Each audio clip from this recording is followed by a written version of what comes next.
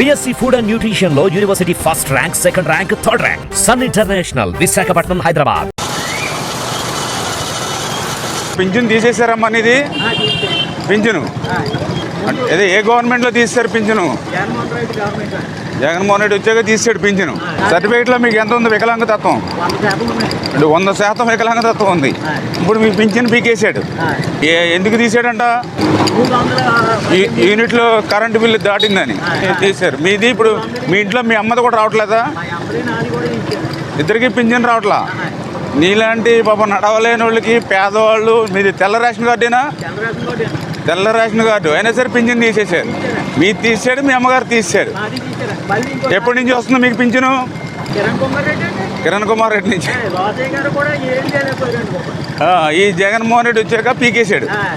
మరి నీలాంటి పేదవాళ్ళ మీద, దివ్యాంగుల మీద మరి జగన్మోహన్ రెడ్డికి కనీసం కనికరం లేదు.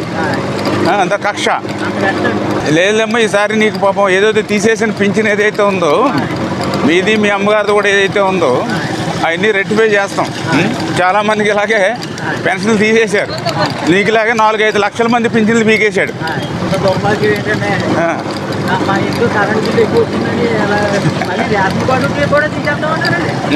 మరి ఇవన్నీ కూడా కరెక్ట్ చేద్దాం అమ్మా, కరెక్ట్ చేద్దాం. నీకు న్యాయం జరిగేలాగా చేద్దాం. మీకు మళ్ళీ మీ అమ్మగారికి పింఛన్ ఇచ్చే విధంగా మనం కూడా కృషి చేద్దాం ఖచ్చితంగా.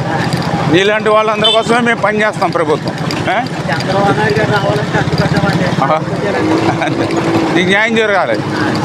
నీకు ఎప్పుడు పర్లేదు, అండగా ఉంటాం నీకు. జగన్మోహన్ రెడ్డి తీసేసిన పింఛను మళ్ళీ నీకు ఇప్పిస్తాను, నీకు మీ అమ్మకి అమ్మా.